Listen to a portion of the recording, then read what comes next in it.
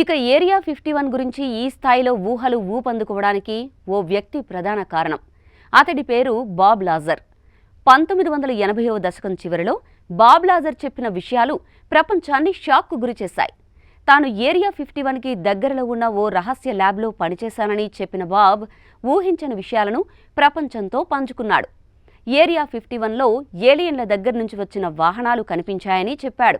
అంతేకాదు, anti matter reactors అనే ఓ mystery శక్తిపై కూడా అక్కడ ప్రయోగాలు జరుగుతున్నాయి అంటూ బాంబు పేల్చాడు బాబ్.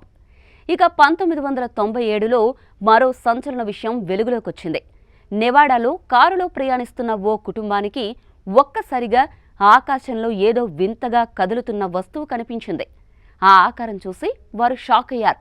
అది కొంచెం విమానంలా అనిపించింది, కానీ స్పష్టంగా చూస్తే అది విమానం కాదని అర్థమైంది. వెంటనే పోలీసులకు సమాచారం ఇచ్చారు. ఆ తర్వాత కొన్ని అమెరికా న్యూస్ ఛానల్స్ ఆ ఫుటేజీని టెలికాస్ట్ చేయడం ప్రపంచవ్యాప్తంగా పెను ప్రకంపనలు రేపింది. అసలు ఈ తరహా ఆకారంతో అప్పటి వరకు ఎలాంటి ఎగిరే వస్తువును ప్రపంచం చూడలేదు. అటు అమెరికా ప్రభుత్వ ప్రతినిధులు మాత్రం ఏరియా 51లో కొన్ని స్పెషల్ టెస్ట్ ఫ్లైట్లు జరుగుతున్నాయని చెప్పారు. అయితే ఆ ఫ్లైట్స్ గురించి ఎలాంటి సమాచారం ఇవ్వకపోవడం అనేక అనుమానాలకు కారణమైంది.